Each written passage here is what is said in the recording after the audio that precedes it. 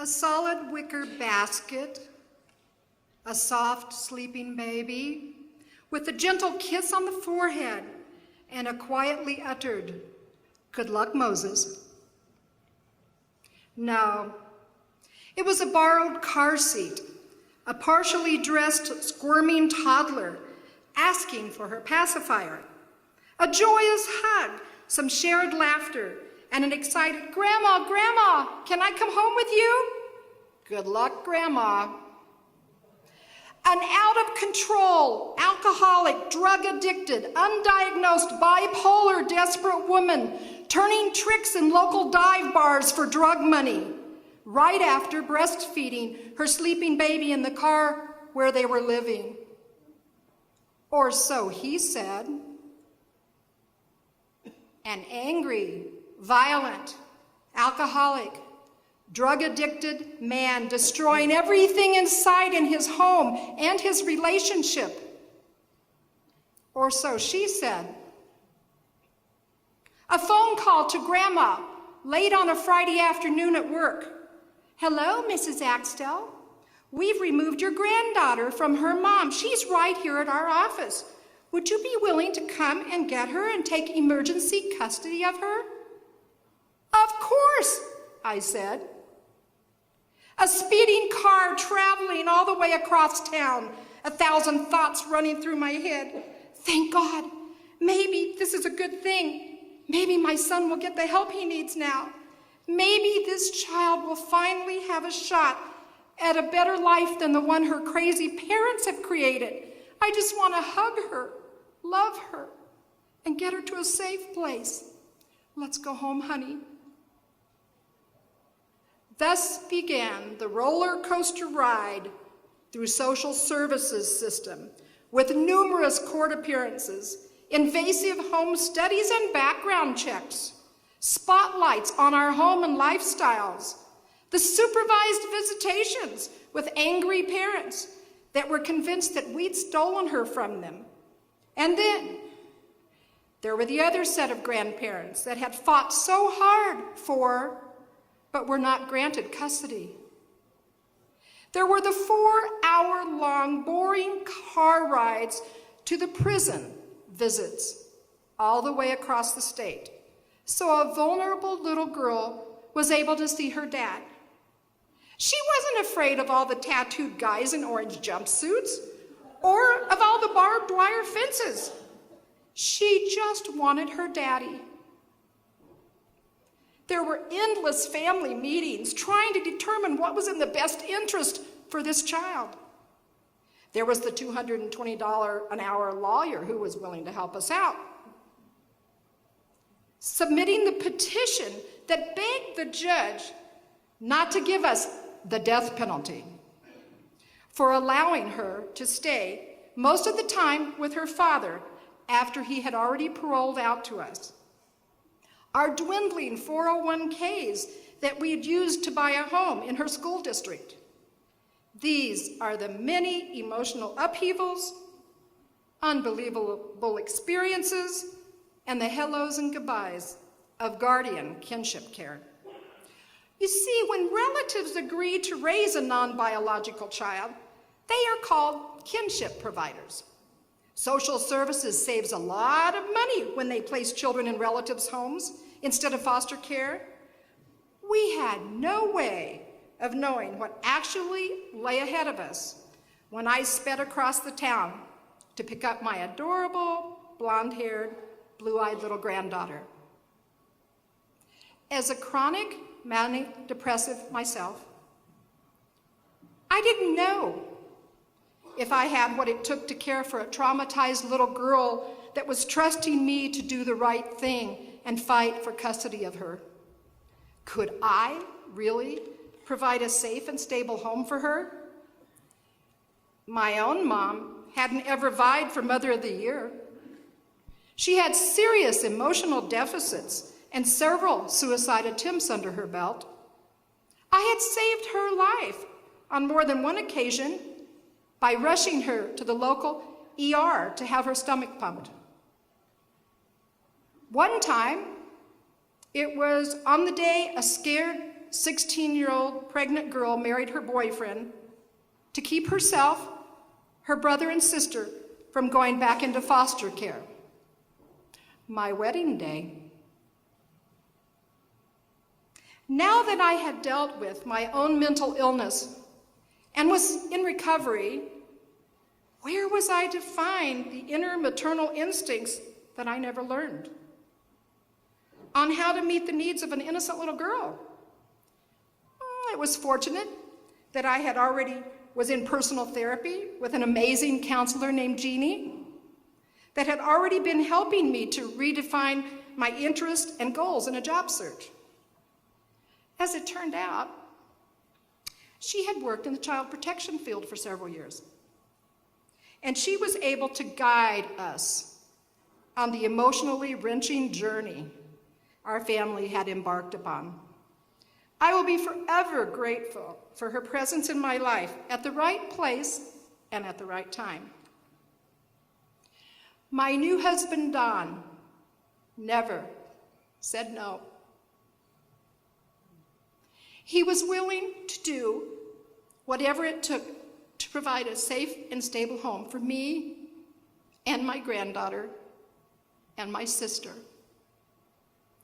There were many nights when he rocked an emotionally traumatized little girl to sleep and carried her upstairs to her own bed, tucking her in for the night under her magic blanket. Then he would dry my tears, hold me, give me foot massages, and stroke my hair until I believed once again that I could really do this.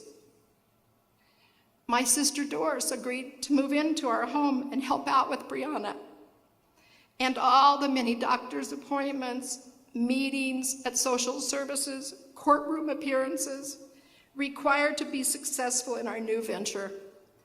She has been one of my biggest supporters. Years before, I had relinquished custody of my own children to their father, not believing that I was up to the task of being a full-time mom. Having lived within a Bible-based fundamental environment, I didn't feel worthy enough to be a mother to my own children and left them to be raised in the church with his new wife. That was then. I went to college. Thanks, Doris. At age 27, she said I should hone my skills in writing. I entered therapy while there to deal with lifelong issues of abandonment and chronic depression. I discovered the science of mind philosophy and a church that accepted me as perfect, whole, and complete, just as I am. I learned to find my own voice.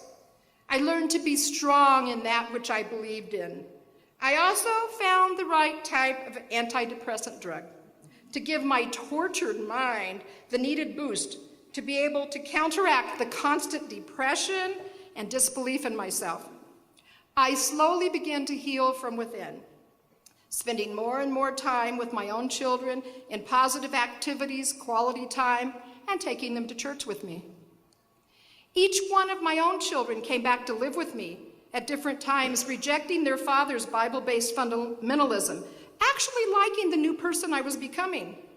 They each took me on their own mental illness excursions through depression, anxiety, drug addiction, alcoholism, criminal activities, court appearances, prison time, and sexual abuse. Their lives were tortured and chaotic. Well, they certainly came from good mental illness stock. Both of their own parents had been hospitalized for suicidal ideation and depression. I tried to be there for my children whenever they asked me. I felt helpless to be able to do anything to make things better. However, after they began to have children of their own, a change happened. There was something I could do. Love their children, my grandchildren. Once I had grandchildren, a new vista bubbled forth within me. I was able to love them freely, without all of the negative shared past history present with my own children. I enjoyed spending quality time with them on a regular basis and just having fun with them. Their parents were happy to have a babysitter and let me see them on a regular basis. I loved being a grandmother. I was so much better at that than I was as a mom. My grandchildren brought such a sense of joy into my life, a new purpose to be able to help guide them in different paths. It's stuck together. Than their parents had chosen. It has been a mutual love fest. As I've grown well from within and stopped feeling guilty for the choices my children made, it has freed me to love in a healthy and uncompromising way. I do believe that is why God honored me in giving me a do-over with my granddaughter, to provide a safe and stable home for her and show her that trauma can be overcome, and instead of just surviving, we could be thriving. My granddaughter has been with us for over 7 years, and she has grown into a beautiful young woman with a strong voice and an artistic, creative bent running through her veins.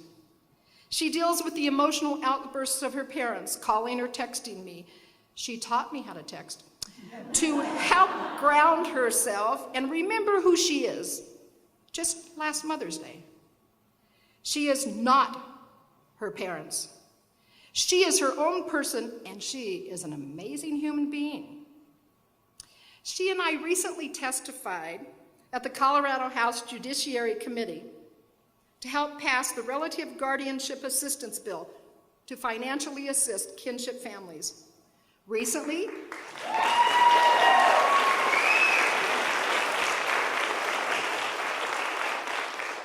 and it did pass.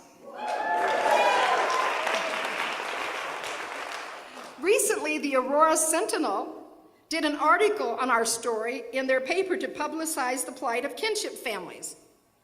I asked Brianna, should we change our names? You know, people at school might see this. I don't care. Let's do it. So we did it. It has been picked up by the Associated Press and over 60 newspapers across the country.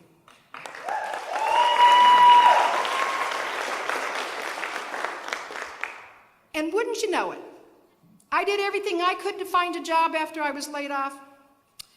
Through the court-ordered therapy that Brianna was required to get at Aurora Mental Health Center, she helped me find my current job, helping other kinship families traverse the road less traveled to take custody of an innocent, deserving child. I love my job, and I'm very good at it. Let's ask Brianna. She's the girl in the audience with the green hair and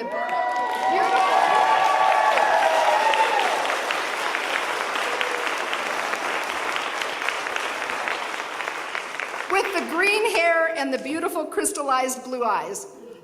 I actually did her hair. It was supposed to be sapphire blue. But she has blonde hair underneath, so it's lime green. As Inya's new song says, 1,000 dreams you gave to me. You held me high, and all those years you guided me so I could find my way. Thank you to all my guides, Dr. Veach, Sandra, Jeannie, Reverend Karen, New Dawn Center for Spiritual Living, and to my family, my husband Don, my sister Doris, my oldest granddaughter Toby, and of course, my beautiful, amazing granddaughter Brianna. You make me want to be a better woman.